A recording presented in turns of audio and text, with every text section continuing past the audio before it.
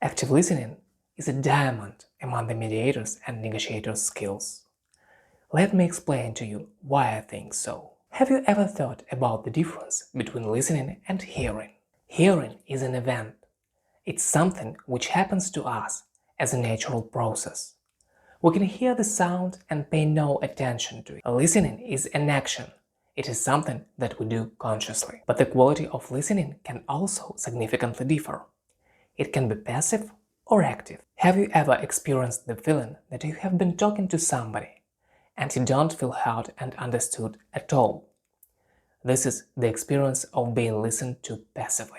Active listening is a trained skill, a conscious act of will to pay our whole attention to the other person here and now.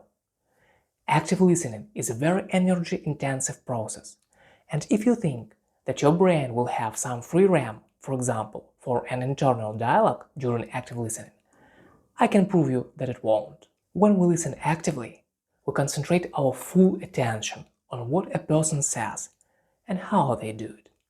Body position, facial expressions, gestures, tone and volume of voice, etc. We comprehend what we hear and see without compressing this information to evaluations and judgments. We demonstrate another person that we truly hear and understand them, and we can use the next tools to do this. Nonverbal signs, like nodding, eye contact, etc. Rephrasing and summarizing.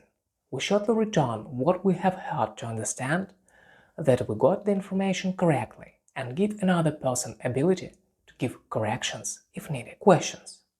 By asking clarifying questions, we can get deeper into conversation and choose the vector fit. The echo technique.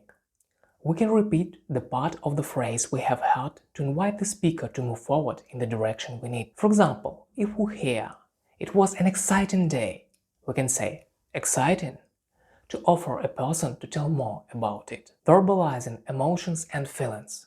This is a wide topic. You can watch the separate video about it. While listening actively, we avoid statements that evaluate and condemn. Advice. The unasked advice can be a powerful conflictogen. Imbalance between questions and given information. If we ask 10 questions in a row, another person can feel like in interrogation. To make it more comfortable for the speaker, we can summarize and rephrase. Share some of our experience, if it's relevant to the situation. Active listening is a trained skill, so we can meet it quite rare in our daily life. But when we experience it, it's like a sip of a cool water on a hot day. Active listening helps people to feel heard and understood. And when the mediator performs active listening on the joint meeting, it helps parties to hear and understand each other. It decreases the tension, gives transparency and clarity that are so important in conflict resolution.